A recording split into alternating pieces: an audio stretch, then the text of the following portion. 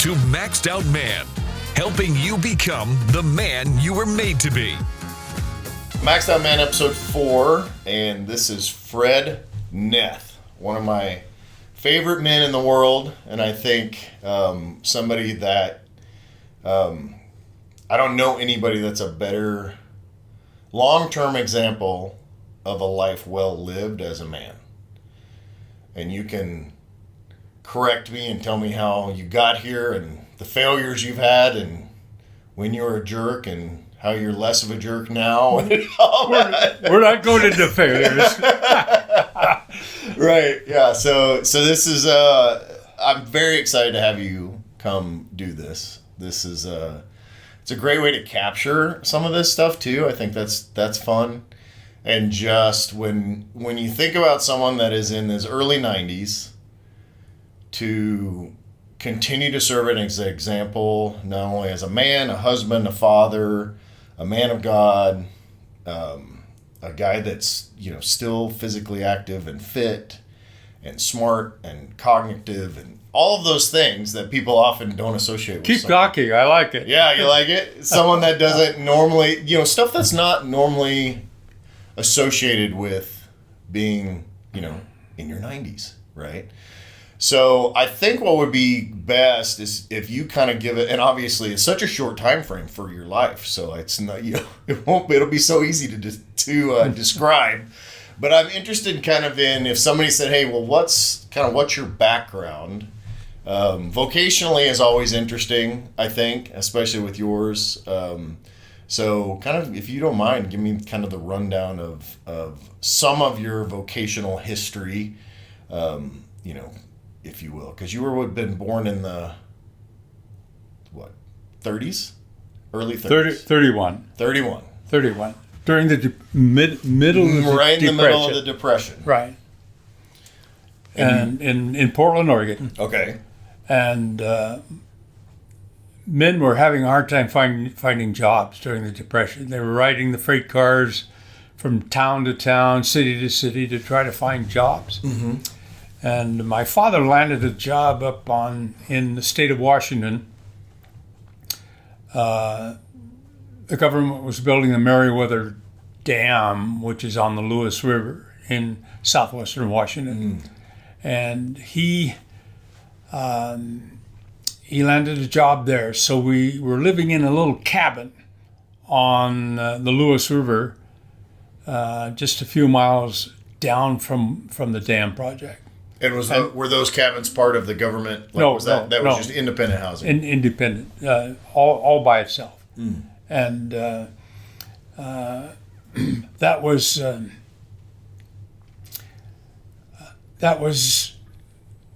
I spent my first 5 years there, and pretty isolated from anybody. I had 2 older sisters, but it was, as I reflect now, it was really pretty rough. Although I didn't know it at the time. Right. And we had an outhouse. Sears Roebuck catalog was our toilet paper, and our well was outside. We had to go out to the wellhead to hand pump the water, bring it into the house, heated by wood. One of my jobs was to keep the wood box full for my mother in the wood cook stove. Okay. So, yeah, I just point that out to kind of recapture the time when things were really difficult. Yeah. But I wasn't aware of being deprived. I slept outside on a sleeping porch, summer and winter, with big quilts over me. And one of the wonderful memories I have is of the rain dripping off of the roof of the sunroom where I was. So did they actually call it a sleeping porch, or was it just called a sunroom? Sleeping porch. I've never even heard that term. Yeah. It's fairly common back then, I guess. Well, I don't know. I think it was because people utilized the space. but I had a big, heavy comforter. I still remember it, and how neat it was just to nestle in that comforter when hear the rain falling and dripping off the roof. And yeah, Pacific Northwest. There's a decent amount of rain. Lots of rain. Were you guys? Is that a foresty area out there? Yeah, it is. So you had the evergreens. It is. So anyway, that was my first 5 years, and then the folks moved back to Portland. I don't know what the reason for my father's change in jobs, but he got another position of supervising construction of a logging town in eastern Oregon. So we moved to Portland, and my dad drove then during the week to south of Bend, where this town was being constructed, town of Gilchrist. And and I think the folks wanted us in public schools in Portland, my sisters and myself. And so I grew up in Portland. So Portland at that time would have just been an old logging town, essentially, or was it a big city at that time? To me, it was a big city. A little different now. Yeah. A little different than it is now, I assume. Yeah. Beautiful town, beautiful city at that time. It's changed now, unfortunately. Yeah. But do you guys go back very much? I have no reason. No reason to go back. Because your family lives in Washington. If you go see family, right? Yeah. While they were living, my mother lived in Portland.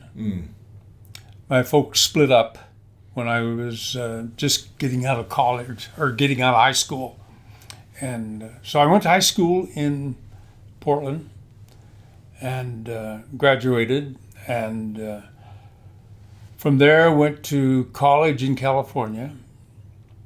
I had a major change in my life come right as I was graduating from high school. That I had never heard about the Christian faith very much. Grew up never going to church, really. And so my sister and her husband were having marital troubles and probably headed for a divorce. And I used to go over there a lot because my folks didn't get along very well. It was a pretty dysfunctional marriage as far as my folks were concerned. And so I'd go over to my sister's place and with her and her husband.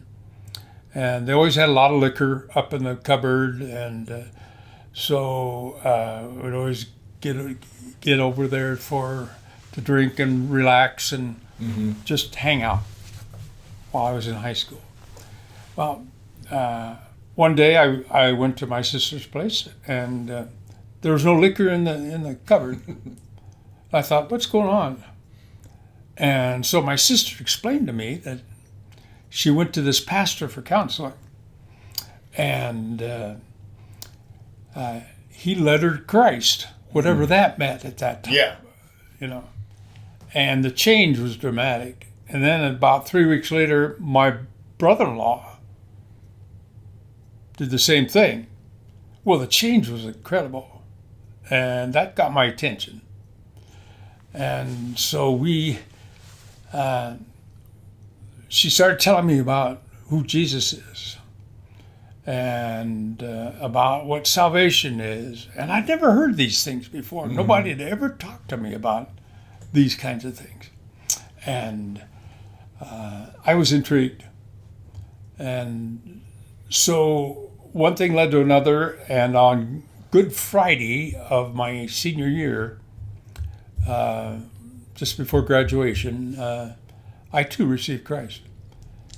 And awesome. I'd been a real hellraiser as a teenager.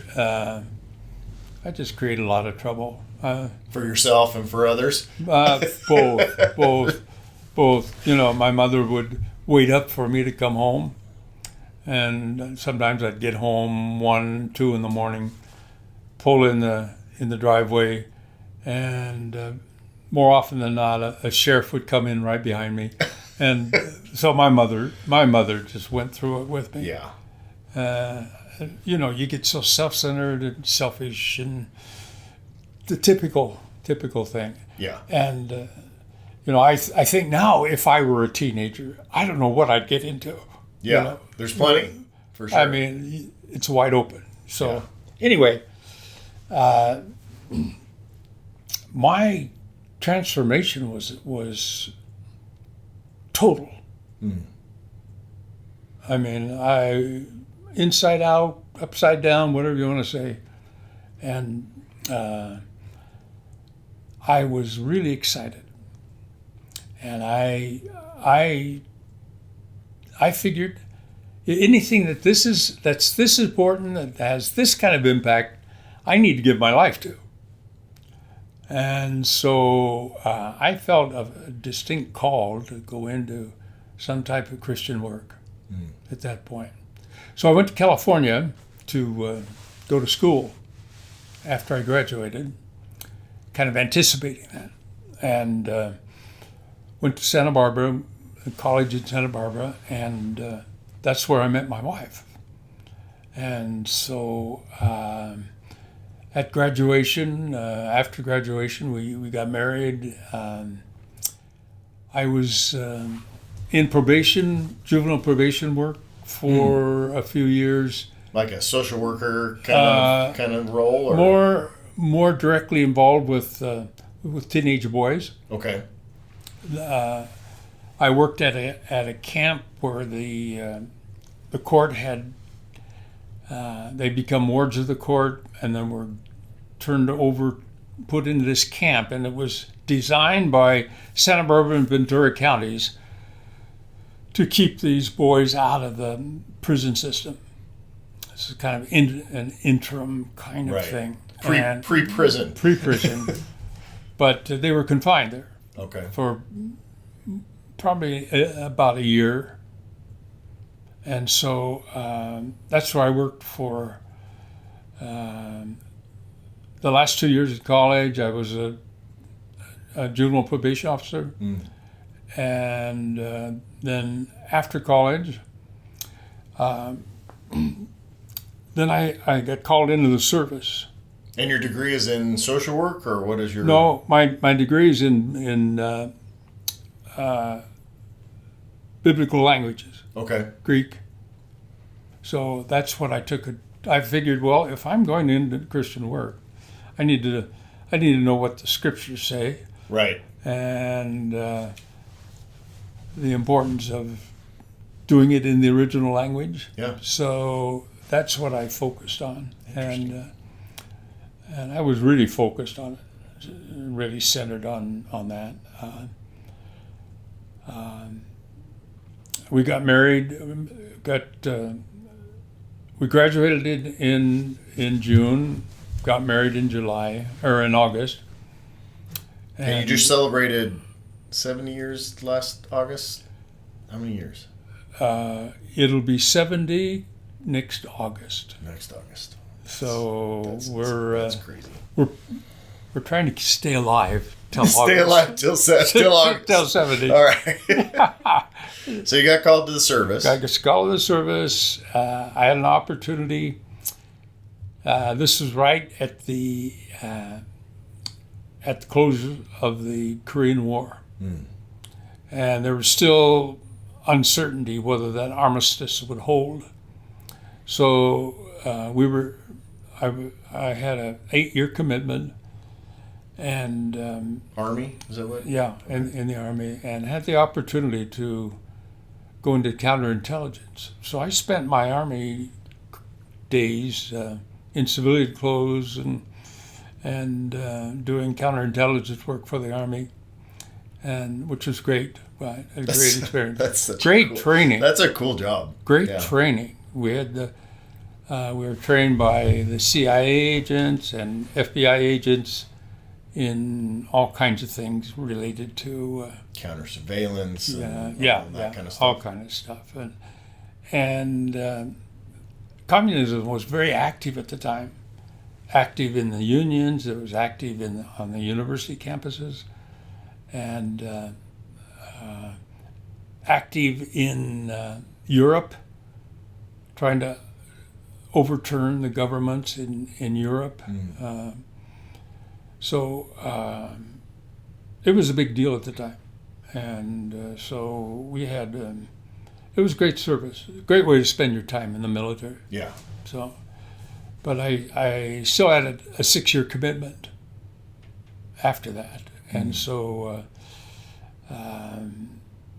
but then I got out of the Army, started my graduate work in theological training, and my first congregation was a little town called Monroe in Western Washington. It was a logging town, and a handful of people, and my salary was $250 a month, plus a house.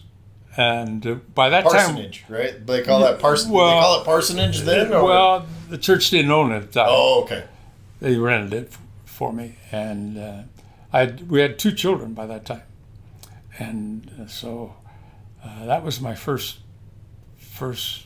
experience at being a pastor. So did you have another job in addition to being a pastor? No. So you made $250 a month. $250 a month, and that didn't last terribly long. I think we were there 3 years or so. But pretty soon your clothes wear out, and your teeth need attention, and things you let go because you're living on a sub-poverty level. Yeah. But it was interesting because people would supply us with food. One of the men owned the grocery store, and he always knocked down the price of the groceries when my wife would shop. And we had a gang of teenagers. We had about 50 teenagers in our youth group. Wow. And I still have contact with some of them after all these years. So that was a great experience. I had an opportunity then. I was given a grant to do graduate study at Fuller Seminary in Pasadena. And I thought, well, I'll take another master's degree in preparation for maybe getting a doctorate. I did that. It was 2 of the best years as far as study was concerned, because I had a lot of individual assignments that I didn't have to attend class for. And I had a great mentor in my program. And at that same time, Evelyn's home church was in Los Angeles, downtown Los Angeles. Mm-hmm. And we had been married in that church. And by the way, we had over 700 people at our wedding. Wow. Huge. That is huge. I just showed up. But I ended up being interim pastor. They were without a pastor, so they asked me to fill in. So I was, the time I was in Los Angeles attending Fuller, I was also pastoring her home church, which was right downtown LA. Was it a big church, or? Well, I mean, that's a relative term. It's a relative term. Maybe 600-700 people. That's a fairly good-sized church.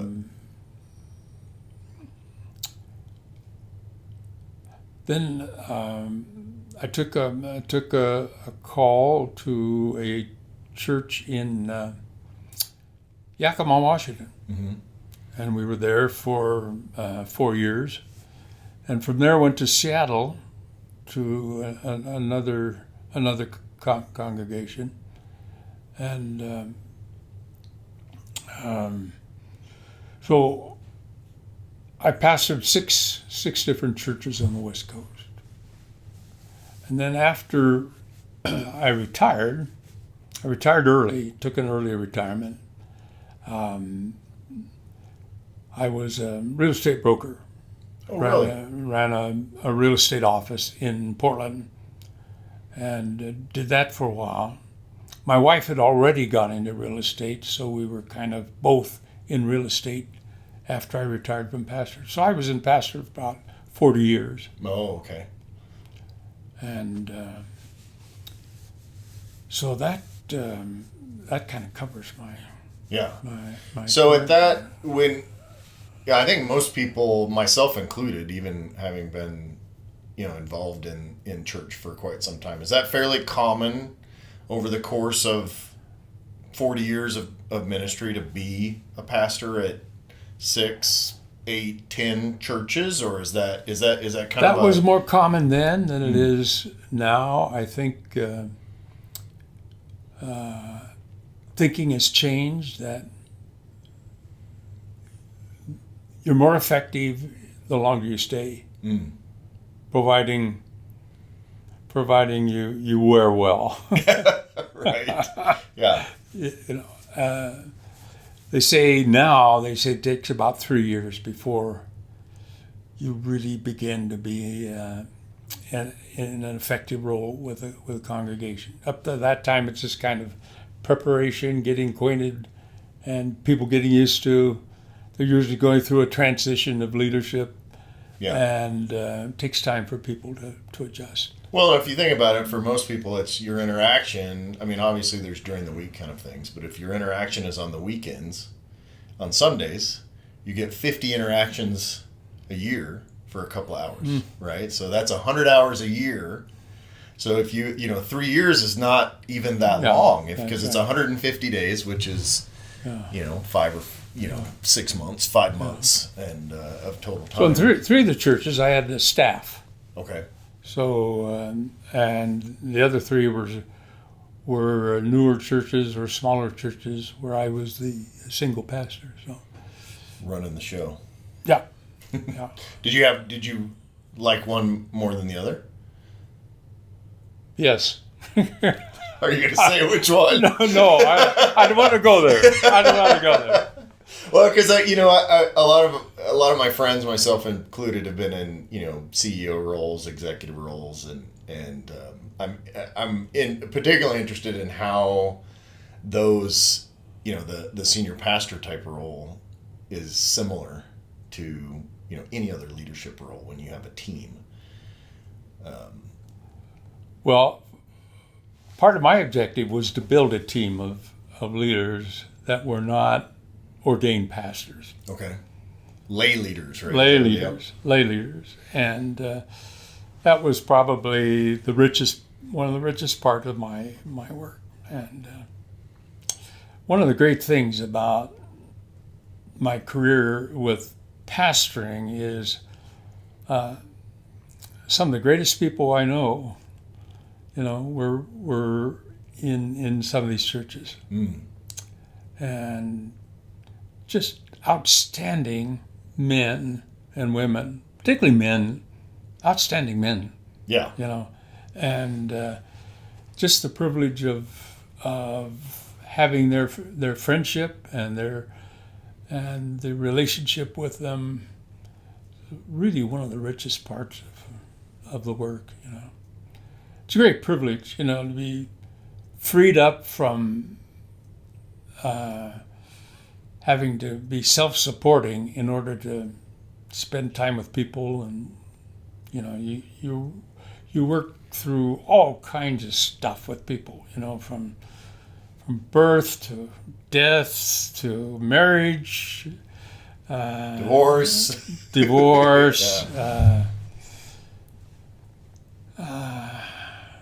But one of the greatest thing, of course, is to see lives transformed by God's action and presence in their lives, and I've seen that by the hundreds. Which is a privilege in and of itself. It is. So, some of the greatest experiences I've had in the church, some of the hardest experiences have been in the church. People are messy. Yeah, and, for sure. and you get in the mess, you know, Yeah. and but that's part of it. That's part of it. What do you think are some of the misconceptions that people have about pastors? Like 2 or 3.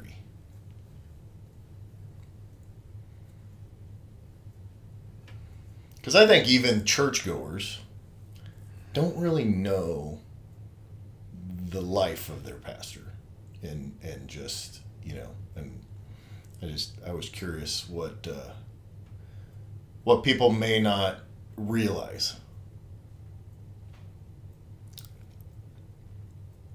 I think the lack of privacy. Yeah. They know what you earn. Right. They know how you live. They know the car you drive. So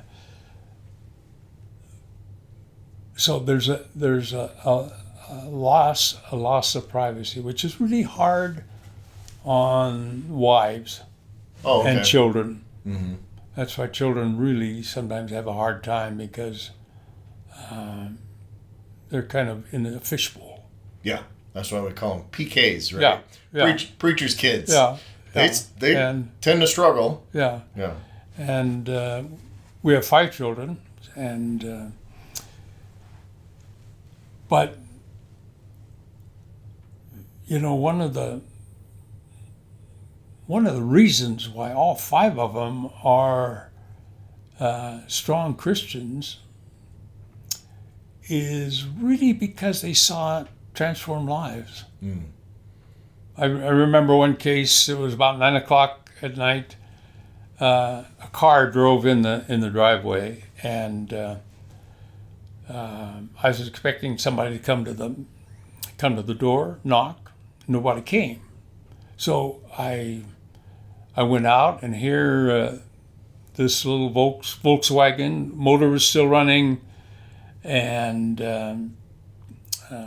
walked up to the car, and this young woman was totally drunk, and how she ever even got in our driveways is another thing. And so one thing led to another, and she became a strong Christian. Her life was changed, but the great thing was that my older children saw this. And when you see that over and over and over again, that leaves an impact on the children. Yeah. You know, so you know, I don't know how many sermons I've delivered, but thousands. You know, because in some of the churches we had two services, and they don't remember anything I said, but they remember lives that were changed. That's great. And that's priceless. You know, I think most people, very few people get to witness people's lives getting changed. You know, whether it's in a Christian environment, a church environment, counseling environment, any of those kind of things. I think that's something that most of us don't get to see that. A lot of it depends on the vitality of the church. Yeah. And because if you have a healthy church and you have people who are turning to Christ, getting baptized, this is all public, and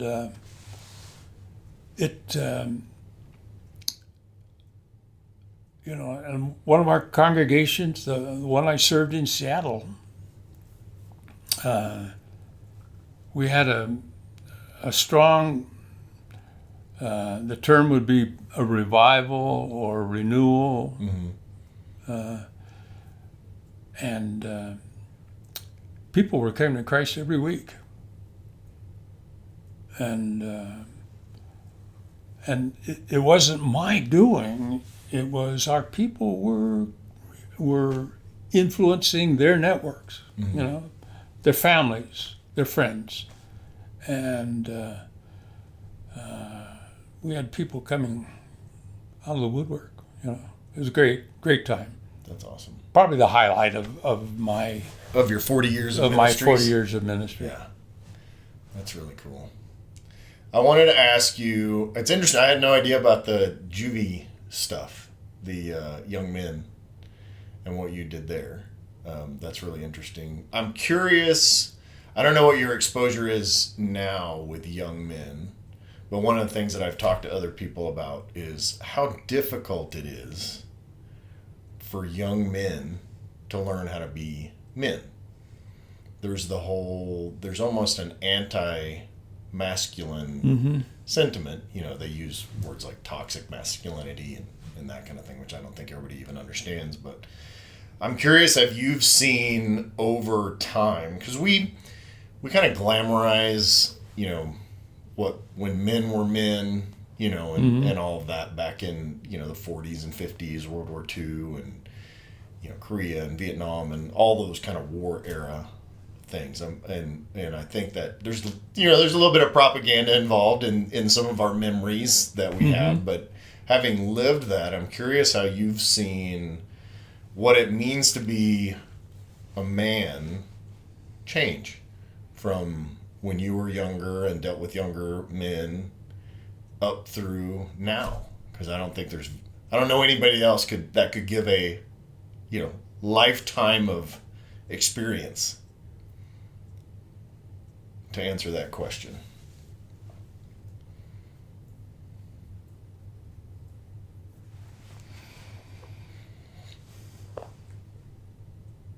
Well, let me start with the negative. Okay. I think one of the major faults, and I can speak this because I'm speaking as a pastor, I'm not looking at it from the outside, I'm looking at it from the inside, is the failure of the church the term is disciple, to disciple men.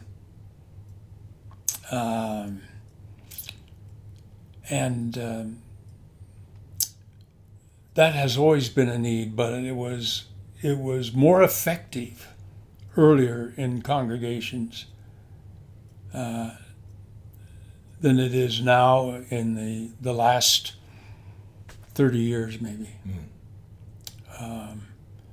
So that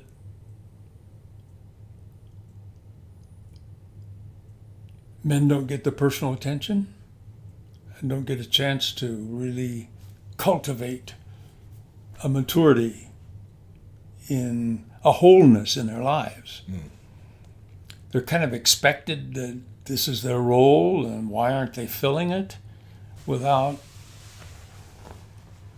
helping them grow into these responsibilities. And I think we've reverted now to a lot of teachers, so public groups, maybe guys are good to listen. They listen for maybe a half hour or 45 minutes. And then when you hear somebody give a lecture, 2 hours from now, you can hardly remember what was said. You might remember a few things. And we've lost that capacity to help individual men. And I think that has contributed to a change as far as Christian men are concerned. And the strength of the church has made a change. And you think that's similar outside of the church?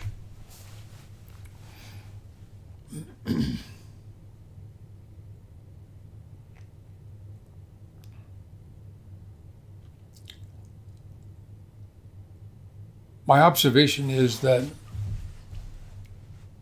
with the breakdown of families, family life, has come an impact on men that makes them less prepared for the responsibilities they face once they get off on their own. Because they've had no example. They're kind of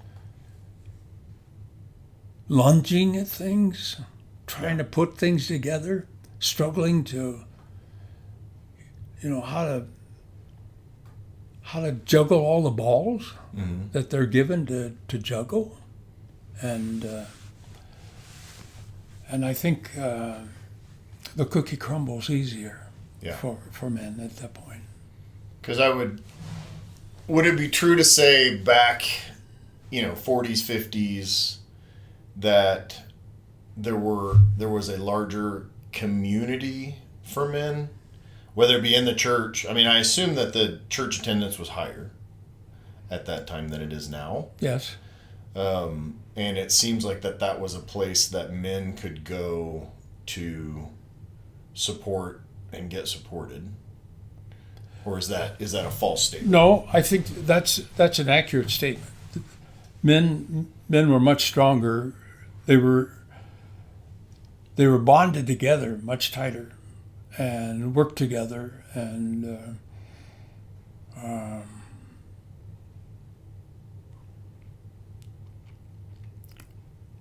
mean, there were a lot of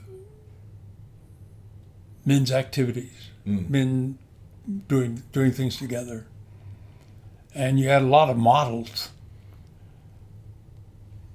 and that has it's kind of a vanishing thing nowadays. Yeah, it's not. You don't now. By models, you would mean fathers in the home, or in like, how would you define examples, mature examples in the church?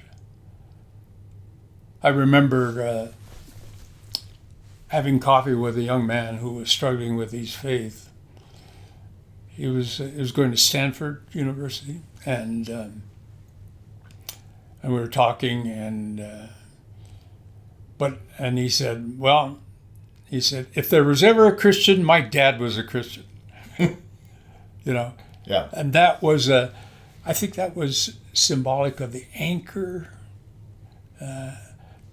That was the reference point for him, having a father who was just a very mature, quality person, and not very many men have that anymore. Right. Yeah. And so what's your model? What's your example? You don't have one. Right. That's a very fluid thing now. So. Yeah, because I feel like that, even men now that are in their mid to late 30s, I'm 50, my kids are older, so they're now adults, young adults. But it seems like men in my age group now don't really even know what their full role is supposed to be. No. Because that trickle-down education is stopped, which then leaves... it gets diluted with every, it seems like it's getting diluted with every generation. And I think with young men now, teenagers, early 20s, I can't imagine trying to grow up as a guy now, because you don't even, everybody tells you how terrible you are all the time because you happen to be male. I had a discussion with another friend of mine the other day that was, his son is 19, 20, and just kind of your typical, man's man and all that, and what a unique individual that is, and how difficult it is, and how difficult it is for these young men to kind of learn how to be men. So I'm curious, if you were, like, how do we as men help bring up other men? And it can be in the context of the church. There's a lot of people that'll listen to this that don't go to church. But just in general, like with those, because men are not great at relationships, right? In general, I think it's gotten worse over time. But I'm curious how you see how we could do better. Well, we see a decline in male leadership at all levels, church included. And I think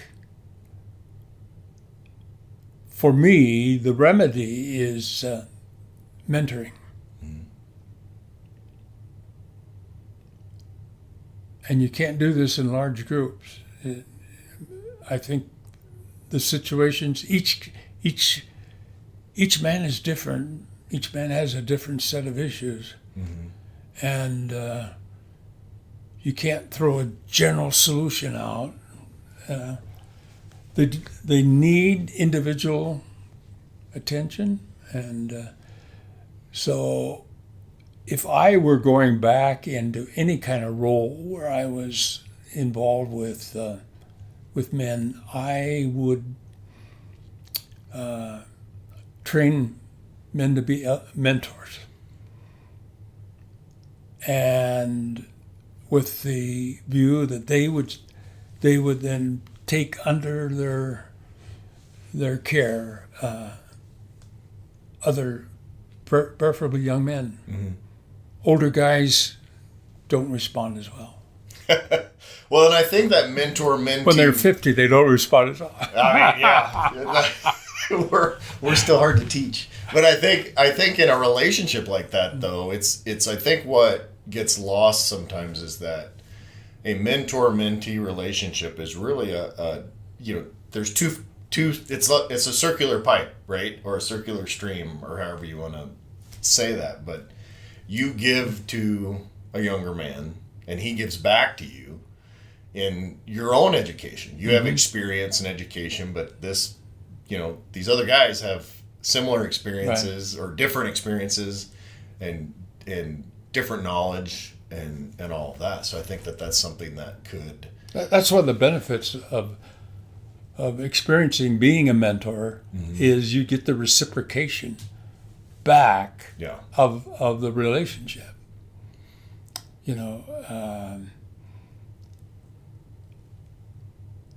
Psychologically, they say if you go deeper with one person, that grows you into the capacity to go deeper with other people. So, this pulling in, holding everything in, and kind of masking the issues, that gets ripped off, and life begins to emerge, and issues can be looked at and worked through, and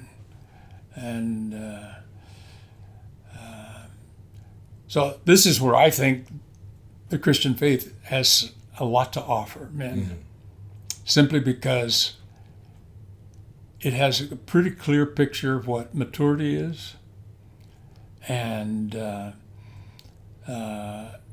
deals with character issues, deals with decision making, deals with priorities, deals with motivations. I mean, it takes us to the root of who we are. Yeah. And need to become. Yeah, and some of us struggle more than others. Yeah, absolutely. Right? I mean, we're all in process. Yeah, absolutely. Absolutely. And when I think about the fact that I've been a Christian for a long time, I always feel like I should be farther along. Well, don't we all? I mean, that's just part of the... But...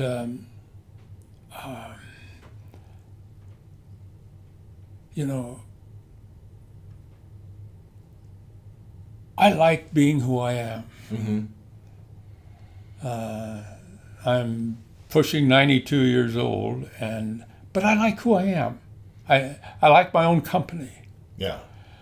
But that's been a long process. Yeah. Was that the same at 30 and 40? No, it was not. I was pressing so much, to do, to achieve, to become, to push. And it's, one of the great things in my life now is to be able to have joy and peace. I could die tomorrow easily, I've got a pacemaker. I've had 3 battles with cancer, and but there is a sense of completeness. It's hard to describe that. And I've lived so much of my life trying to live for the future, or trying to hang on to the past, that I'm learning now at my age, finally, to live in the moment, to live in the present. And there's a lot of freedom in that. Yeah, it seems like it would be, and there's a bit of, some people might think it morbid, but when you really are in the twilight of your life, which, I mean, we've all determined that you're going to outlive all of us anyway, but... Thank you. But, in terms of like living for the future, at 91, almost 92, that future is much, you don't know. I mean, none of us really know, which is ironic that I may have fewer days left on Earth than you do. Mm-hmm. But it seems like having that freedom, I don't know if it comes easier as you get older to have that sense of freedom and joy and peace. It's a process, and I think process of defining who you are, Mm-hmm. and I think there are several dimensions to it. One is how I perceive myself, and perceptions always need to be adjusted, You meet somebody, you have a perception of who they are, Yeah. and as you get to know them, that perception changes. You thought I was a great guy until you really got to know me, right? Until I knew. Now I found out he's just a jerk, So, but there's the perception of self. Then there's a perception of other people. And then there's the perception of life. Mm. And then there's a view of the world. And then you've got God. And so the coming to terms with all of those and having them synthesized together is a process. Mm. And when that comes together, then there's a wholeness in that life. That's awesome. One of the great things we discover about God, because of what he has said and done through Christ, is that God loves being God. Mm. He's complete. He's whole. And that's what that word perfect means. That there's a wholeness. He's complete. I mean, he's filled with joy. There's a completeness about God. And that completeness is slowly imparted to us as we begin to adjust our lives, figure out, okay, what are we going to adjust our lives to? What's the center of my life around which I'm building a healthy perception of myself, healthy perception of how I relate to other people, and then a healthy view of what life is, and at first these are all kind of, you get one maybe, you figure it out, at least get started on one, then you've got all these other issues. You've got God, you've got the worldview, what's my worldview going to be? What's life, And then you dump into this enormous narcissistic cultural thing. I'm entitled to my pleasures and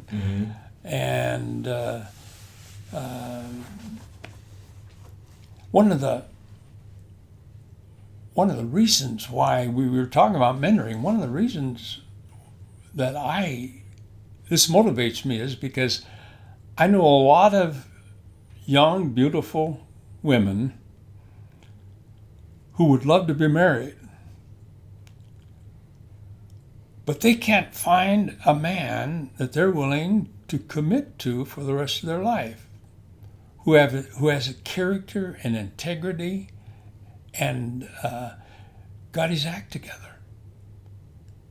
And so a lot of these women are remaining single because rather than commit to a loser or to somebody who is below their standards, well, narcissistic, okay, really self-centered, doing what they want to do,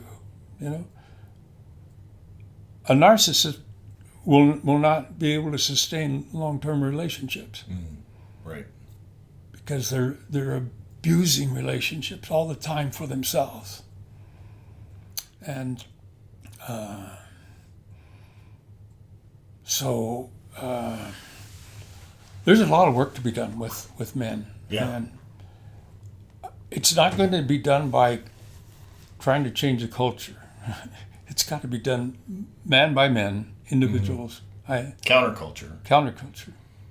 Because I think even men, narcissism in my mind is often rooted in, which is ironic, the more self-doubt you have, the more self-centered you can become, is what I've seen. I always, you meet someone that's just like, man, they're just men that you want to punch in the face because of how they act. But if then you get to know them and you see, the pain and the doubt and the anxiety and all of these things behind that, you realize that at the end of the day, the person just doesn't even know who they are. They don't the man doesn't know who they are and doesn't know who they should be, who they're trying to become.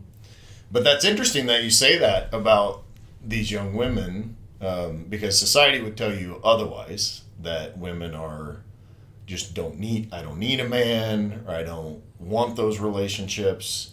But your experience has been that it's because the choices are poor for them. Yeah, I mean, I've got 2 daughters, and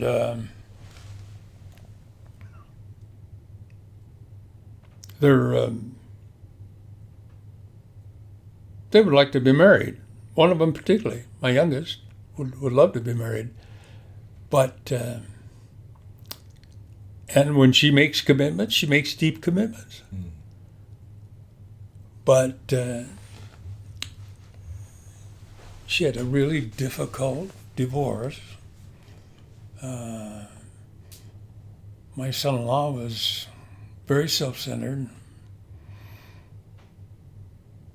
unfaithful to her, and all of this came out, and so it's undermined her trust in making a deep commitment, because when she makes a commitment, it's going to be deep, Right.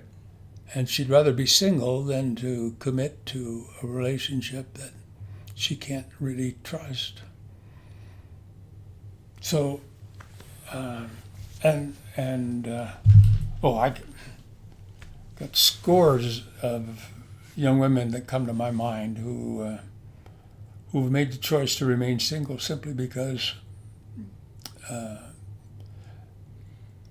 they could not find a man whose quality of life they could commit to for the rest of their lives. That's interesting. Yeah, it's a growing. So we actually need women to teach men how to be better men in some ways. At least we need to. Well, we need to know that information, because I think most men probably don't. Well, and now as the culture develops, you're looking for a body. Yeah. driven by your self-interest, of what a woman can give me, Yeah. instead of, I think the $64 million question, of a young man is, do I have the quality of life that a woman would want to commit to for the rest of her life? And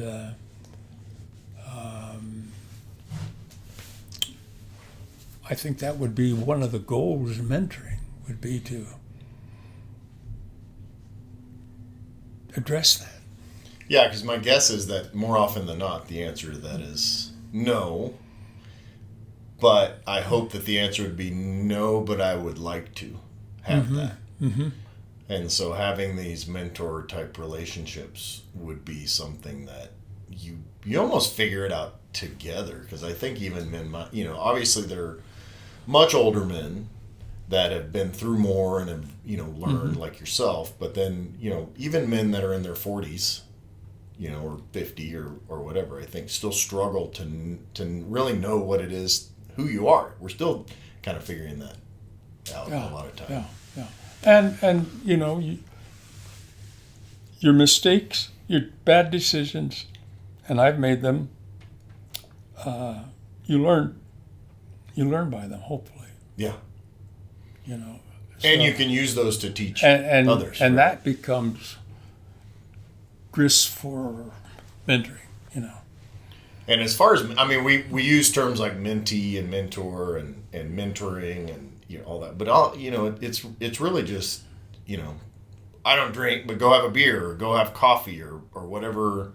Invite these, pick someone that's in your world. Could be at your work, could be at your church, could be at your softball team or whatever. But, think about bridging that gap and starting that relationship. The word mentor is a professional term, right? And I don't know another term that would work, but it's a supporting process, and it's really mutual. Yeah.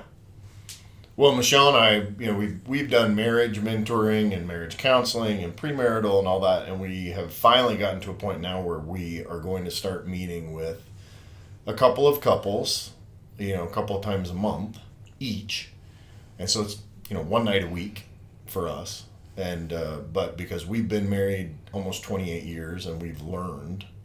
But then it's something to where I like the couple mentoring too, because it's a little bit less intimidating. Mm-hmm. It's, when you have both couples there, but then I can not only mentor the man, and we can have separate meetings too, but the wives learn from each other. Each wife can learn from the husbands, and the husbands can learn from the other wives, and get a different perspective too. Yeah, it's a very broad Yeah. process, but it needs to be an intentional process. Yeah. And if it doesn't get intentional, it won't get done. Right. So just set the meeting, set the coffee date, set the after work or whatever, right? Yeah. And that's been the richest part of my life, has been investing in other men. Yeah. I had in our congregation in Seattle, we had all these people coming into the faith, and we were running short on leadership. So in a move that was a lot wiser than I ever knew, I decided I approached 24 men between 25 and 35 years old. And I said, I want you to consider meeting with me for a year, once a week. And he said, The objective is for you to become leaders in the congregation. And so out of those 24, I got 12, interestingly enough. And for a year, we met. And the impact of those young men was enormous. And interesting enough, for about 6 months while we were meeting, they would use humor to cover up issues. I'm good at that. Are you? Yeah, I've used humor forever. Yeah. And finally, when that broke open and really got down to interacting on issues at a really authentic, open way, the transformations were enormous. And it's probably the best thing I've ever done in my life is pour my life into those 12 guys. And yeah, because I'm sure they've impacted hundreds and thousands over their life. They have. And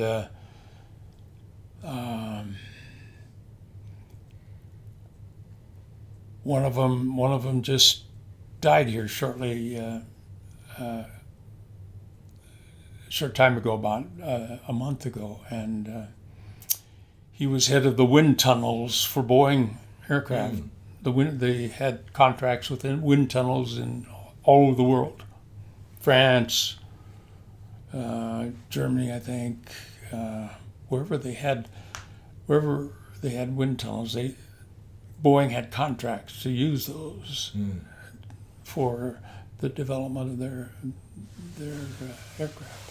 And he was one of them, and I can't tell you how many men he impacted in his life. Not because he was aggressive about it, but just because of who he was. When he spoke, men listened, Yeah. because he earned that right by the quality of his life. Yeah.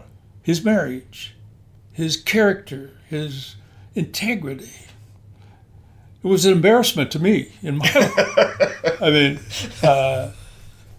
that's just an example of how impactful when a guy gets all of his stuff together. Yeah. And starts moving and has a authentic center around which he's developing his life. And when you have a good center, then that impacts how you communicate, how you express, how your life begins to show, and then that impacts the connections with your people, and that impacts your influence, your legacy. I think all of us would love to get at the end of our life and have to see a positive influence over the course of our lives. I think that would be. Well, I think that's a God-given desire. Yeah. Because that's, we're born to reproduce. Yeah. Right. Not only just to make babies, but that imparting of life, the imparting of wisdom, the imparting of character, the imparting of values, motivations. Yeah. I mean, those that's what makes life. That's what brings maturity.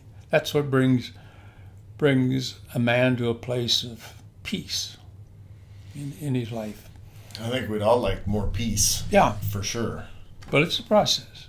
Hey, I've got a few questions. I've kept you for a while. I put this out on the interwebs, as we say, on Facebook, and I had a few people. I said, hey, I'm interviewing Fred. Fred's 91 years old. total badass, as I always refer to you. And if you had a chance to sit and talk to him, what would you ask him? So I actually have a few. If you're okay. If you're okay. Well, we can rapid fire. We don't have to spend a ton of time on this. Okay. I got one of my friends, Ian, asked, ideally, how much longer do you want to live?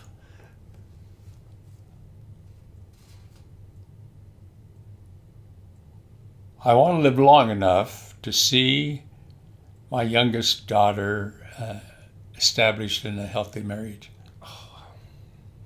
That's at this point, there's and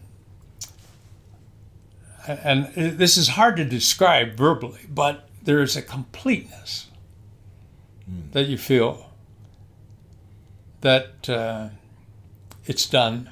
Yeah.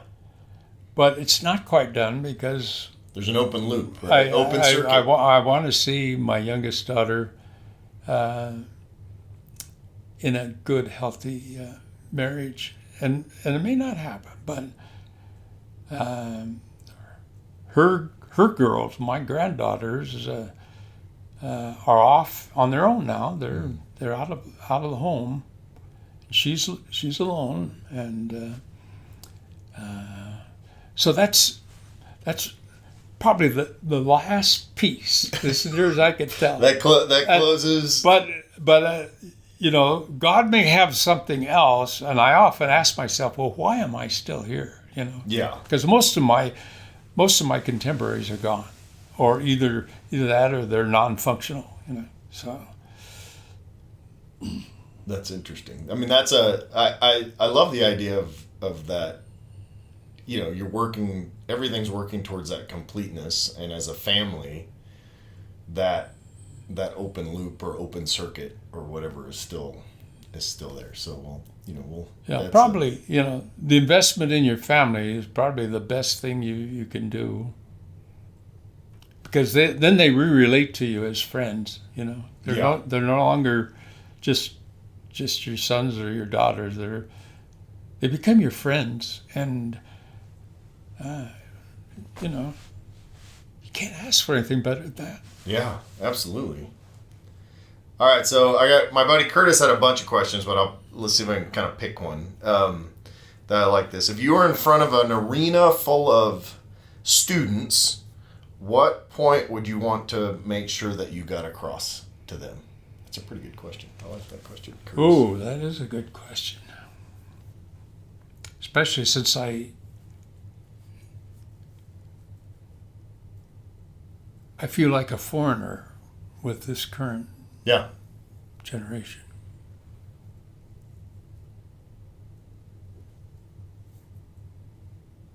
I guess I would encourage him to discover unconditional love. I like that. Yeah. Where are you looking for unconditional love? Almost everywhere you turn, it's conditional. Right. And until you come to God, and there you meet unconditional love, and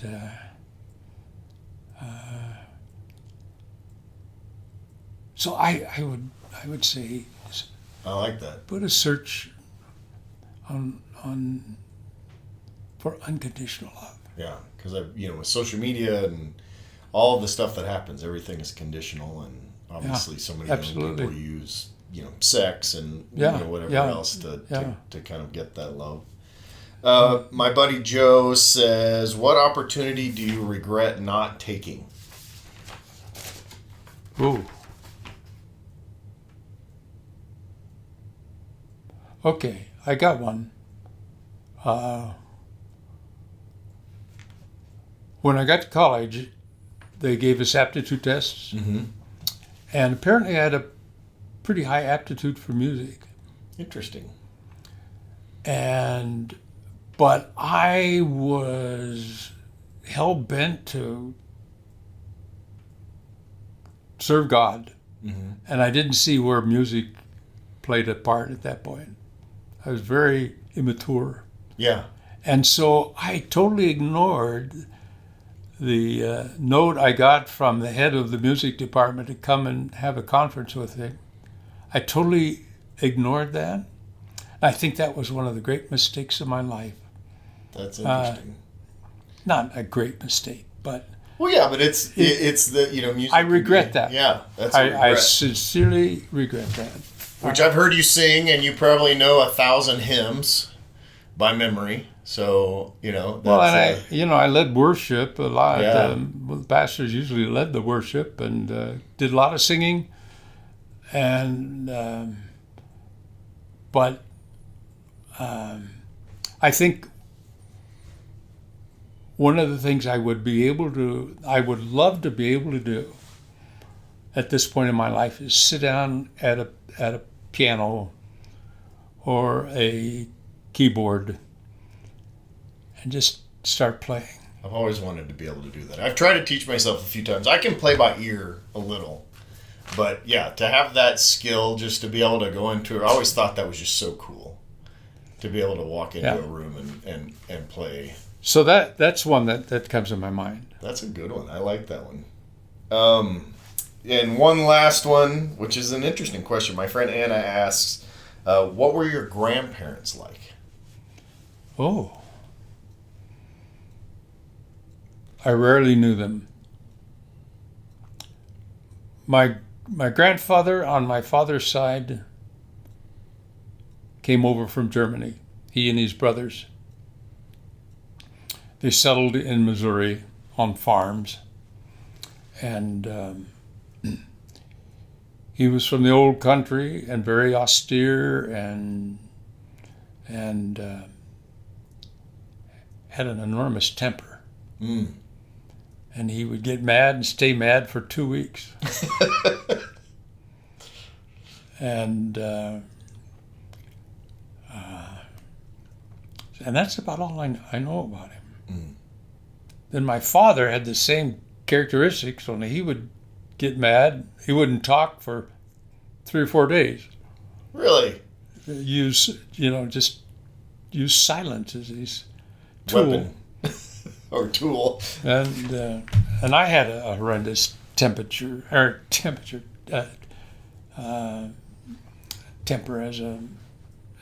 a young man. I got in a lot of fights. Did you? And I was a skinny little guy, and I always lost. Did stop you from getting in fights? Didn't stop me from getting in fights. Just dumb. Well, that's crazy. You've been married for a long time, have a successful family with ups and downs, just like anybody else. I think you represent to me a life well lived, but still continuing to grow. I have older people in my life that I just feel like they're just kind of waiting to die. And I don't get it. Like, whether you're 40 or 50 or 70 or 90, continue to live life, learn, grow, and, drop dead doing something that you love, right? Not just... Yeah. One of the great things about the Christian faith and a relationship to Christ, a personal relationship to Christ, is that it brings a certainty about the future. Yeah, you don't have to be afraid where you're. Well, the term is hope, Mm-hmm. but in our English language, hope is kind of a strong wish. Yeah. But in the language of the scriptures, the original language of the scriptures, that word is a certainty, is a joyful certainty. Mm. And so that's one of the benefits of the presence of God in a person's life, is that growing certainty, joyful certainty of what lies ahead.